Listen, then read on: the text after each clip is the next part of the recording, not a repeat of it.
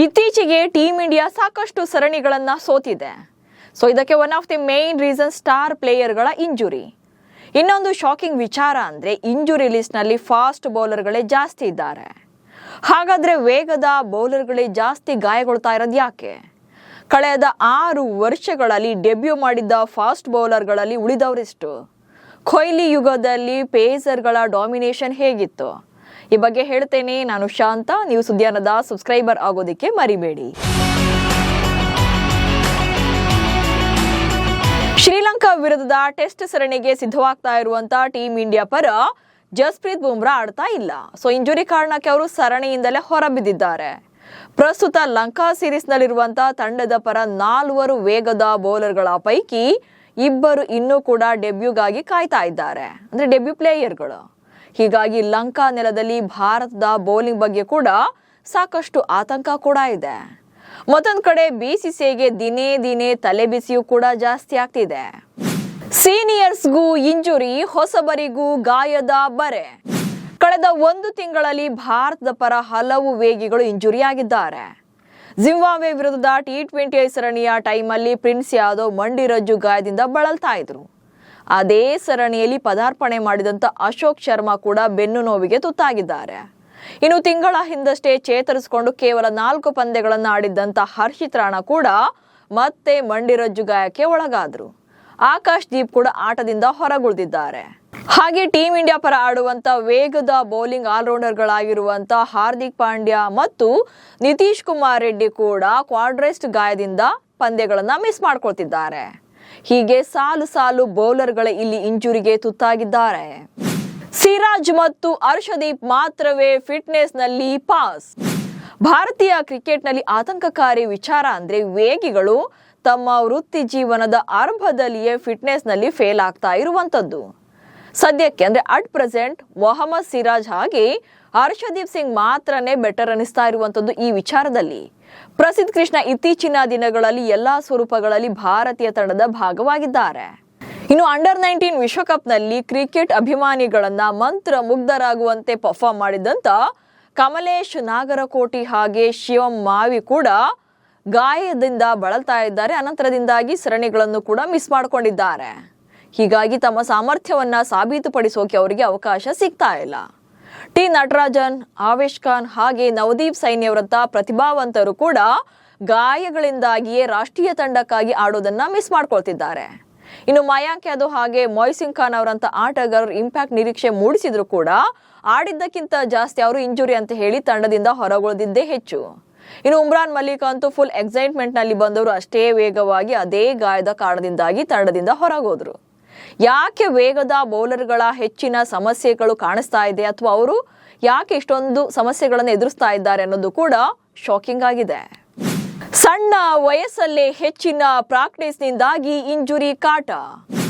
ವೇಗದ bowling ತರಬೇತುದಾರರಾಗಿರುವಂತಹ Stephen Jones ಗಾಯದ ಸಮಸ್ಯೆಗಳ ಕಾರಣದ ಬಗ್ಗೆ ಆತಂಕವನ್ನ ವ್ಯಕ್ತಪಡಿಸಿದ್ದಾರೆ.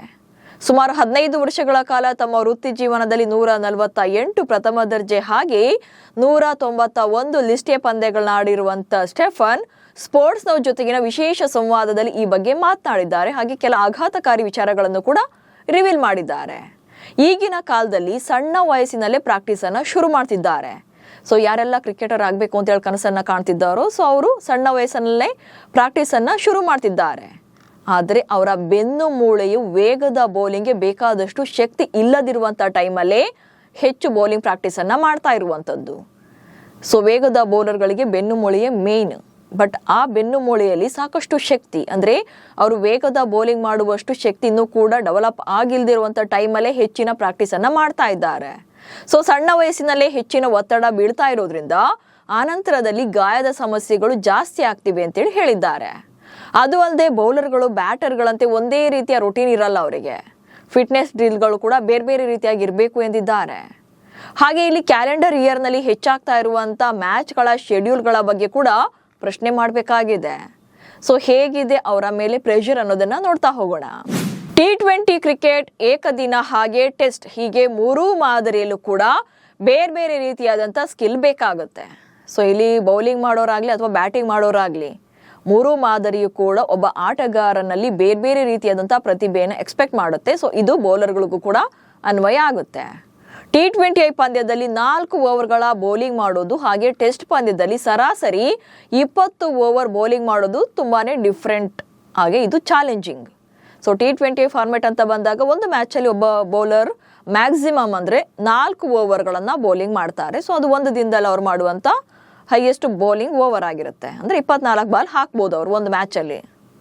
ಆದರೆ ಟೆಸ್ಟ್ ಅಂತ ಬಂದಾಗ ಅವರು ಮಿನಿಮಮ್ ಅಂದರೂ ಕನಿಷ್ಠ, ಅದು ವೇಗದ ಬೌಲರ್ ಅಂದಾಗಲೂ ಕೂಡ 20ರ ಮೇಲೆ ಅಂದರೆ 20 ಓವರ್ಗಳ ಮೇಲೆ ಅವ್ರ ಕೈಲಿ ಬೌಲಿಂಗನ್ನು ಮಾಡ್ಸೋಕ್ಕಾಗುತ್ತೆ. ಸೊ ಇದು ಒಂದು ರೀತಿಯಲ್ಲಿ ಅವರಿಗೆ ಚಾಲೆಂಜಿಂಗ್ ಆಗಿರುತ್ತೆ. ಕ್ರಿಕೆಟಿಗರು ಅದು ಅಲ್ಲದೆ ಈಗ ಸೀಮಿತ ಓವರ್ಗಳನ್ನೇ ಜಾಸ್ತಿ ಫೋಕಸ್ ಮಾಡೋದು ಆಡೋದ್ರಿಂದ ಟೆಸ್ಟ್ ಮಾದರಿಯಲ್ಲಿ ಇರುವಂಥ ಡಿಮ್ಯಾಂಡ್ನ ಅವ್ರ ಕೈಲಿಂದ ಫುಲ್ಫಿಲ್ ಮಾಡೋಕ್ಕೆ ಸಾಧ್ಯವಾಗ್ತಾ ಇಲ್ಲ. ಅದು ಕೂಡ ಅವ್ರಿಗೆ ಸವಾಲಾಗಿ ಕಾಡ್ತಾ ಇದೆ. ಫಾರ್ ಎಕ್ಸಾಂಪಲ್, ಒಬ್ಬ ಬೌಲರ್ IPLನ ಲೀಗ್ ಹಂತದಲ್ಲಿ ಎಲ್ಲ 14 ಪಂದ್ಯಗಳನ್ನು ಆಡಿದರೆ ಅವರು ಕೇವಲ 56 ಓವರ್ಗಳನ್ನು ಮಾತ್ರ ಬೌಲಿಂಗ್ ಮಾಡೋಕ್ಕೆ ಅವ್ರಿಗೆ ಅವಕಾಶ ಇರುತ್ತೆ. ಸೊ ಒಂದು ಮ್ಯಾಚಲ್ಲಿ 4 ಓವರ್ ಅಂತಂದಾಗ ಅವರು ಇಡೀ ಸೀಸನ್ನಲ್ಲಿ ಎಲ್ಲ ಲೀಗ್ ಹಂತದ ಪಂದ್ಯಗಳನ್ನು ಆಡ್ತಾರೆ ಅಂದಾಗ ಟೋಟಲ್ ಆಗಿ 14 ಪಂದ್ಯಗಳಲ್ಲಿ 56 ಓವರ್ಗಳನ್ನು ಬೌಲಿಂಗ್ ಮಾಡ್ಬೋದು, ಅಥವಾ ಕೆಲವು ಸಲ ಅವರಿಗೆ 3 ಓವರ್ಗಳನ್ನು ಬೌಲಿಂಗ್ ಮಾಡುವಂಥ ಅವಕಾಶ ಕೂಡ ಇರುತ್ತೆ. ಸೊ ಹಾಗಾಗಿ 56 ಅಥವಾ ಅದಕ್ಕಿಂತ ಕಡಿಮೆ ಓವರ್ಗಳನ್ನು ಅವರು ಬೌಲಿಂಗ್ ಮಾಡ್ತಾರೆ. ಸೊ ಇದು ಸರಾಸರಿ 2 ಟೆಸ್ಟ್ ಪಂದ್ಯಗಳಲ್ಲಿ ಒಬ್ಬ ಬೌಲರ್ ಮಾಡುವಂಥ ಬೌಲಿಂಗ್ ಲೆಕ್ಕಾಚಾರ. ಈಗ ಬಾರ್ಡರ್ ಗವಾಸ್ಕರ್ ಟ್ರೋಫಿ ಸರಣಿ ತಗೊಳ್ಳಿ. 2024-25ರಲ್ಲಿ ನಡೆದಂಥ ಬಾರ್ಡರ್ ಗವಾಸ್ಕರ್ ಟೆಸ್ಟ್ ಟ್ರೋಫಿ ಸರಣಿಯಲ್ಲಿ ಎಲ್ಲ 5 ಪಂದ್ಯಗಳನ್ನು ಆಡಿದ್ದಂಥ ಬಳಿಕ ಜಸ್ಪ್ರೀತ್ ಬುಮ್ರಾ ಹಾಗೆ ಸಿರಾಜ್ ಕ್ರಮವಾಗಿ 151.2 ಓವರ್, ಅಂದರೆ ಬುಮ್ರಾ 151.2 ಓವರ್ ಬೌಲ್ ಮಾಡಿದರೆ ಸಿರಾಜ್ 157.1 ಓವರ್ಗಳನ್ನು ಬೌಲಿಂಗ್ ಮಾಡಿದರು. ಸೊ ಆ ಒಂದು ಸರಣಿಯಲ್ಲಿ 2025ರಲ್ಲಿ ಭಾರತದ ಇಂಗ್ಲೆಂಡ್ ಪ್ರವಾಸದಲ್ಲಿ ಮೊಹಮ್ಮದ್ ಸಿರಾಜ್ ಎಲ್ಲ 5 ಟೆಸ್ಟ್ ಪಂದ್ಯಗಳಲ್ಲೂ ಕೂಡ ಆಡಿದ್ರು. ಹಾಗೆ 185.3 ಓವರ್ಗಳನ್ನು ಆ ಒಂದು ಸರಣಿಯಲ್ಲಿ ಆಡಿದ್ರು, ಅಂದರೆ ಬೌಲಿಂಗ್ ಮಾಡಿದ್ರು. ಬಟ್ ಆ ಪ್ರವಾಸದಲ್ಲಿ ಜಸ್ಪ್ರೀತ್ ಬುಮ್ರಾಗೆ ಕೆಲ ಪಂದ್ಯಗಳಲ್ಲಿ ಅವರಿಗೆ ರೆಸ್ಟ್ ಕೊಡಲಾಗಿತ್ತು. ಹಾಗಾಗಿ ಅವರು 3 ಪಂದ್ಯಗಳನ್ನು ಮಾತ್ರ ಆಡಿದ್ರು. ಸೊ ಆ 3 ಪಂದ್ಯಗಳಲ್ಲಿ ಅವರು 119.3 ಓವರ್ಗಳನ್ನು ಬೌಲಿಂಗ್ ಮಾಡಿದ್ರು. ಸೊ ಇದು ಒಂದು IPL ಸೀಸನ್ ಅಲ್ಲಿ ಅವರು ಬೌಲ್ ಮಾಡೋದಕ್ಕಿಂತ ಡಬಲ್, ಅಂದರೆ 2 ಪಟ್ಟು ಜಾಸ್ತಿ ಒಂದೇ ಸರಣಿಯಲ್ಲಿ ಅವರು ಬೌಲಿಂಗ್ ಮಾಡಬೇಕಾಗುತ್ತೆ. ಇತ್ತೀಚೆಗೆ ಜಸ್ಪ್ರೀತ್ ಬುಮ್ರಾ ಪದೇ ಪದೇ ಇಂಜುರಿಗೆ ಒಳಗಾಗ್ತಿದ್ದಾರೆ ಅಂತ ಅನಿಸಿದ್ರು ಕೂಡ ಅವರು ಭಾರತ ಪರ 10 ವರ್ಷಗಳಿಗೂ ಹೆಚ್ಚು ಕಾಲ ಆಡಿದ್ದಾರೆ. ಹಾಗೆ 3 ಮಾದರಿಯಲ್ಲೂ ಕೂಡ 100ಕ್ಕೂ ಹೆಚ್ಚು ವಿಕೆಟ್ಗಳನ್ನು ಪಡ್ಕೊಂಡಿದ್ದಾರೆ. ಹೀಗಿದ್ರು ಟೆಸ್ಟ್ ಕ್ರಿಕೆಟ್ ಅಂತ ಬಂದಾಗ ಫಾಸ್ಟ್ ಬೌಲಿಂಗ್ನಲ್ಲಿ ಬುಮ್ರಾ ಹಾಗೆ ಸಿರಾಜ್ರನ್ನ ಹೊರತುಪಡಿಸಿದ್ರೆ ಪ್ರಸ್ತುತ ರಾಷ್ಟ್ರೀಯ ತಂಡದ ಪರ ನಂಬಿಕೆ ಇಡಬಹುದಾದ ಅಥವಾ ಇಂಪ್ಯಾಕ್ಟ್ ಮಾಡಬಂತ ವೇಗದ ಬೌಲರ್ ಕಾಣಿಸ್ತಾ ಇಲ್ಲ. ಸೊ ವಿರಾಟ್ ಕೊಹ್ಲಿ ಅವರ ನೇತೃತ್ವದಲ್ಲಿ ಭಾರತ ತಂಡ ಸುದೀರ್ಘ ಕಾಲದ ಅಂದರೆ ಟೆಸ್ಟ್ ಮಾದರಿಯ ಕ್ರಿಕೆಟ್ನಲ್ಲಿ ಅದ್ಭುತ ಯಶಸ್ಸನ್ನ ಕಾಣೋಕೆ ಮುಖ್ಯ ಕಾರಣವೇ ವೇಗದ ಬೌಲರ್ಗಳು. ಸೊ ಆ ಟೈಮಲ್ಲಿ ಜಸ್ಪ್ರೀತ್ ಬುಮ್ರಾ ಇರ್ಬೋದು, ಮೊಹಮ್ಮದ್ ಶಮಿ ಇರ್ಬೋದು, ಇಶಾಂತ್ ಶರ್ಮಾ ಇರ್ಬೋದು, ಭುವನೇಶ್ವರ್ ಕುಮಾರ್ ಇರ್ಬೋದು, ಹಾಗೆ ಉಮೇಶ್ ಯಾದವ್ ರಂತ ಅದ್ಭುತ ವೇಗದ ಬೌಲರ್ಗಳಿಂದಾಗಿಯೇ ತಂಡ ಯಶಸ್ಸನ್ನ ಕಂಡಿದ್ದು.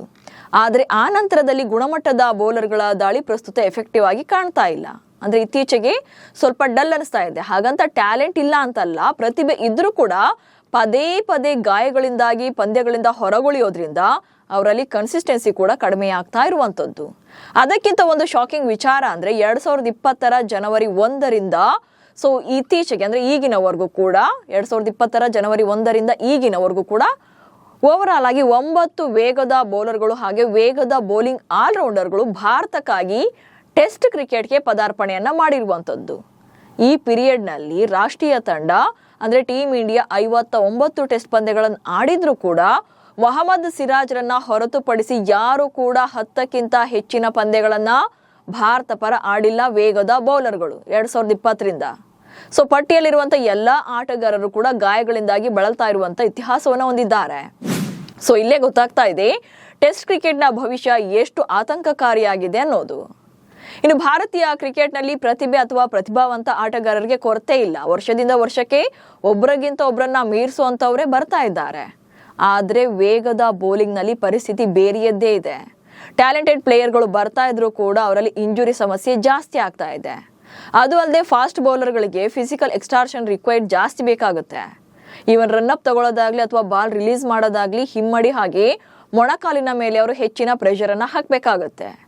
ಸೊ ಒಂದು ಟೆಸ್ಟ್ ಪಂದ್ಯದಲ್ಲಿ ದಿನಕ್ಕೆ 15ರಿಂದ 20 ಓವರ್ಗಳ ಬೌಲಿಂಗ್ ಮಾಡಬೇಕು ಅಂದ್ರೆ ಒಬ್ಬ ಬೌಲರ್ ದಿನಕ್ಕೆ ಸುಮಾರು 15ರಿಂದ 20 ಕಿಲೋಮೀಟರ್ ಮೈದಾನದಲ್ಲಿ ಓಡಾಡಿದಂತಾಗುತ್ತೆ.